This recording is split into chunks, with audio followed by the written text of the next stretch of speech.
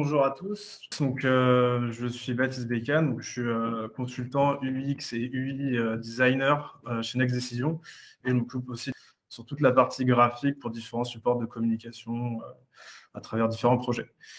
Donc, on va commencer tout de suite avec ce qui est le l'UX et l'UI design.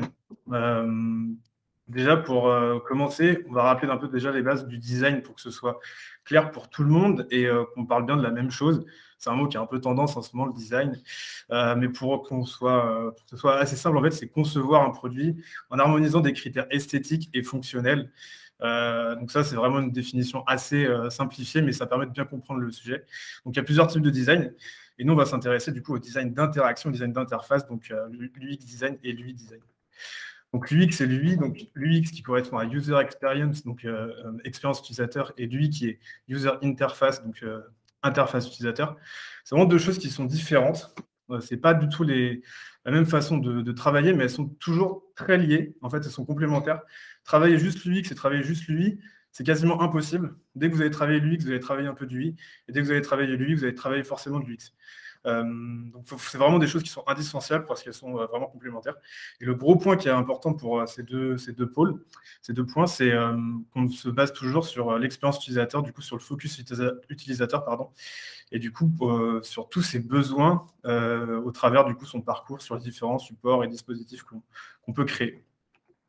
Donc l'UX, c'est vraiment toute l'interaction qui va être avec un dispositif. Donc l'UX design, tout simplement, c'est créer le meilleur parcours et la meilleure expérience à travers ce dispositif.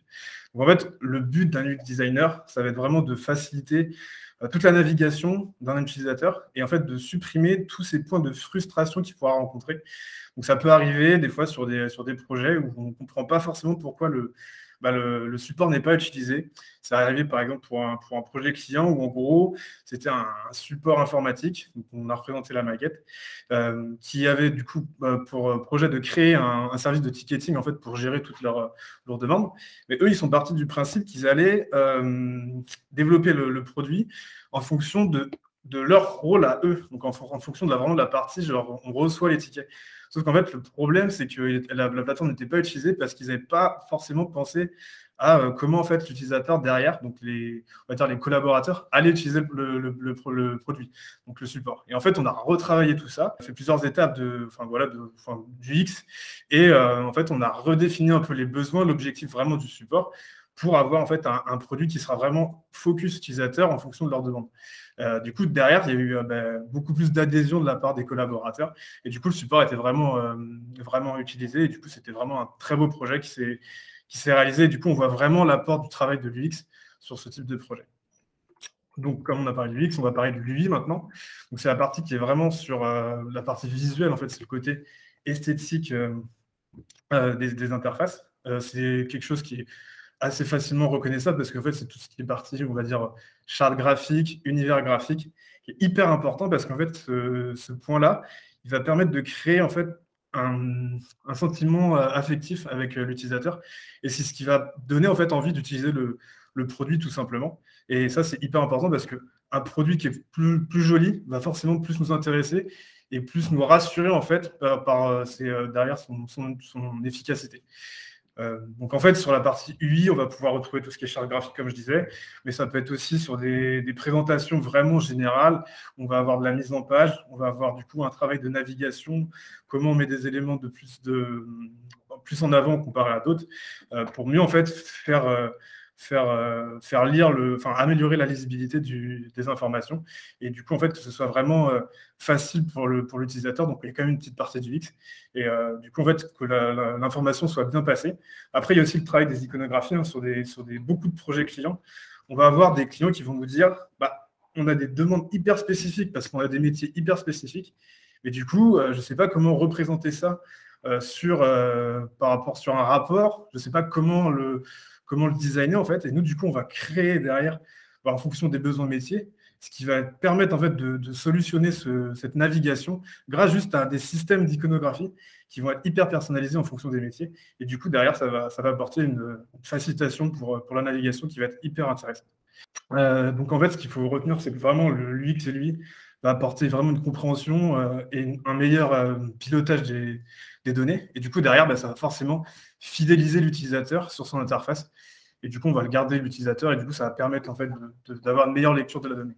Ce qui est important de retenir, en fait, c'est qu'on va forcément devoir passer par des projets UX et UI dans le futur, tout simplement parce que tous les supports digitaux sur lesquels on interagit tout au long de notre journée, qui peut être notre téléphone, notre ordinateur, plein d'autres, hein, des tablettes, des choses comme ça, et bien, tous ces supports-là vont avoir des réflexions UX, UI, parce que, en fait, c'est un enjeu majeur, parce que si on ne capte pas l'utilisateur, et bien, on va perdre en efficacité, et du coup, on va perdre en qualité.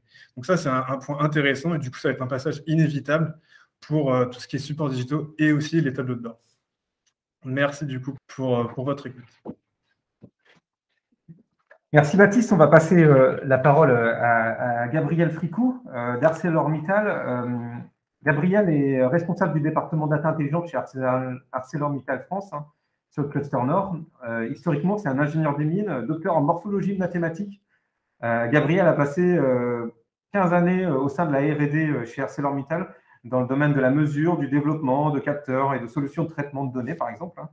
Mais tout ça d'une manière très large. D'abord comme ingénieur de recherche, puis chef de service, et maintenant il est responsable du programme de R&D exploratoire de développement d'innovation technologique pour le process. Gabriel, du coup, est-ce que vous voulez prendre le micro pour expliquer en quoi, dans votre projet data, l'UX/UI a eu un sens? Oui, bonjour à tous. Alors, ouais, moi j'ai intégré ArcelorMittal France il y a 2 ans environ pour monter un département data. Et l'un des premiers sujets qu'on a eu à traiter, parce que pour valoriser la donnée, il faut déjà l'utiliser. Donc, c'est de déployer un certain nombre de rapports et de migrer un certain nombre de rapports existants sous Power BI. Et en fait, on a eu un certain nombre d'échecs, alors qui ont démarré avant que j'arrive. La migration vers Power BI a commencé un peu avant nos premiers projets. Et ce qui s'est passé dans un certain nombre de situations, c'est que les utilisateurs finaux ont vraiment cherché à retrouver le même design et le même genre je dirais, d'interface sur un rapport Power BI que ce qu'ils pouvaient avoir sur, je dirais, leurs outils de reporting classiques, avec PowerPoint, Excel, etc. Et en fait, ça a amené des spécifications en termes de développement de rapports qui d'abord étaient très complexes et puis qui n'apportaient pas véritablement une valeur ajoutée dans l'utilisation de Power BI. Et donc, il y a un certain nombre de projets qui sont un peu soldés par des échecs, effectivement, des rapports qui n'étaient pas utilisés ou même qui n'ont pas été au terme de leur développement. Et donc, on s'est vraiment posé la question, et quand on a commencé à travailler avec Next Decision, de savoir si justement impliquer les utilisateurs dans cette réflexion sur le design, l'ergonomie et comment exploiter ce nouvel outil au-delà de leur rapport existant. Ça permettait d'aller plus vite et puis surtout d'améliorer l'expérience de tout le monde. Et donc, c'est comme ça qu'on a commencé à travailler avec Baptiste, avec des résultats qui ont vraiment été intégrés par les utilisateurs aujourd'hui. Il y a eu vraiment une phase de co-conception de l'interface qui va vous être présentée dans la suite et qui permet aujourd'hui d'avoir des rapports qui sont beaucoup plus utilisés et plus rapides à développer également, parce que ça nous a permis aussi de standardiser tout un tas de choses finalement. Voilà, donc de notre côté, en tout cas, c'est une expérience plutôt réussie. Voilà. Génial, merci beaucoup Gabriel. Du coup, on va passer la main à Romain Pénichou. Romain Pénichou, vous le connaissez peut-être aussi, puisque c'est un de nos consultants historiques chez Next Decision, parcours Supinfo, comme beaucoup de chez Next. Et puis, Romain nous a intégrés depuis plusieurs années. Il a fait consultant data. Et puis aujourd'hui, il anime chez Next le pôle Business Apps, qui est le pôle finalement qui permet de faire des développements sur mesure, mais aussi finalement de venir faire des custos bien singulières sur des problématiques particulières, en l'occurrence la constitution de composants spécifiques dans des applications comme ClickSense plutôt ou Power BI. Alors, comment développer ces composants sur mesure, Romain, si tu veux prendre la main? Oui, alors je vais prendre la main. Donc bonjour à tous. Ok, donc je vous propose qu'on regarde ensemble comment on va pouvoir personnaliser et créer des composants sur mesure sur des outils DataVis type Power BI ou ClickSense.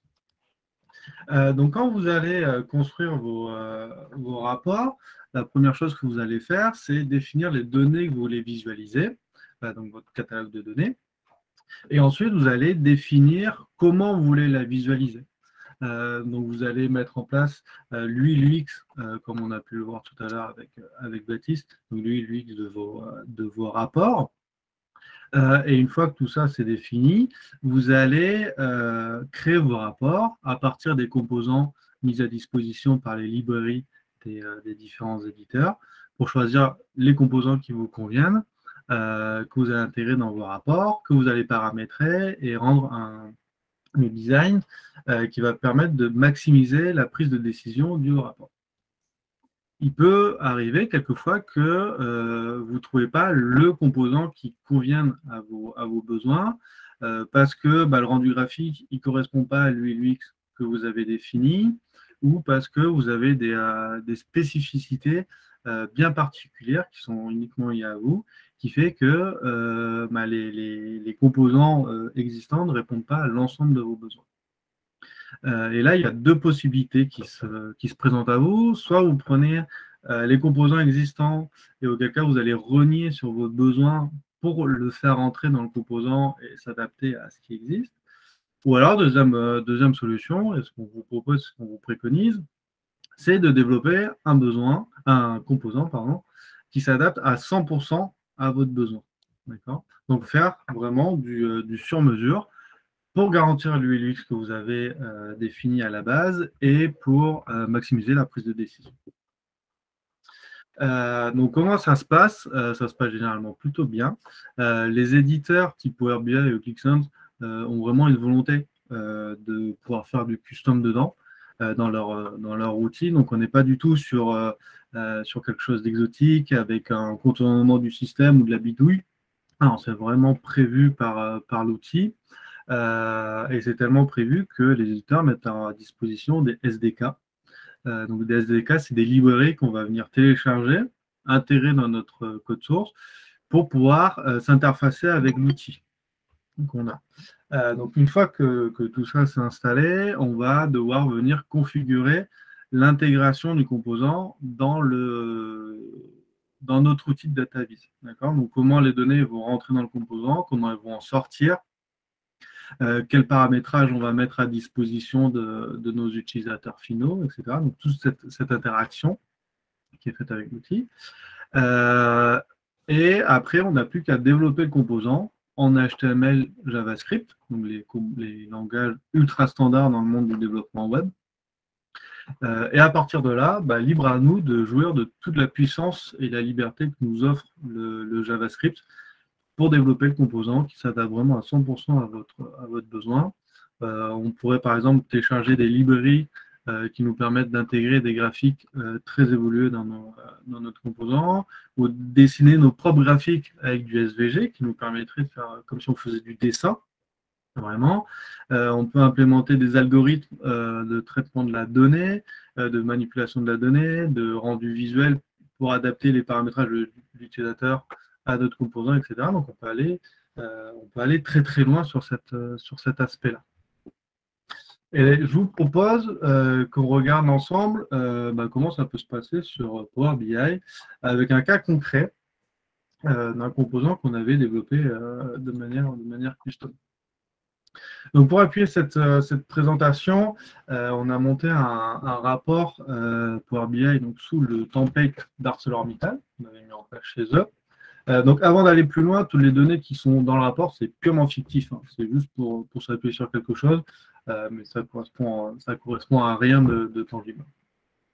Donc, ici, on retrouve notre rapport avec différents composants. Donc, ici, on va avoir des composants standards qui sont issus de la librairie de Power BI. Et ici, à droite, on va avoir notre composant custom qui a été développé sur mesure. Donc, déjà, d'un premier coup d'œil, on voit que ça s'intègre exactement de la même manière, il n'y a pas du tout de différence.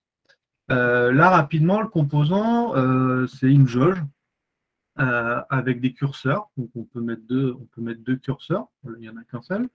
On va avoir des seuils, différents seuils, et on va avoir une échelle. Donc là, c'est un petit peu la vie du composant. Et donc pour venir paramétrer ce composant-là, on va retrouver les onglets classiques dans Power BI. Donc, ceux qui connaissent un petit peu Power BI vont s'y retrouver. On va avoir le premier onglet avec les champs. On va venir binder les données de notre modèle de données à notre composant. Donc là, on a trois données à binder. Valeur actuelle, valeur cible et valeur max. Donc là, j'en ai qu'un seul de binder qui est quantity. Et ensuite, on va avoir le deuxième onglet qui est le format, où là, on va vraiment venir personnaliser et paramétrer le rendu de notre composant. Donc là, on a différentes parties. On peut mettre une valeur min, une valeur max. On peut venir dire d'arrondir les angles. Hop, vous voyez, juste en activant l'option, ça vient mettre à jour le graphique. Voilà, on peut choisir l'unité d'affichage aussi. On va pouvoir venir paramétrer les seuils. Donc là, il y a des seuils automatiques. Donc on dit le nombre de seuils qu'on veut.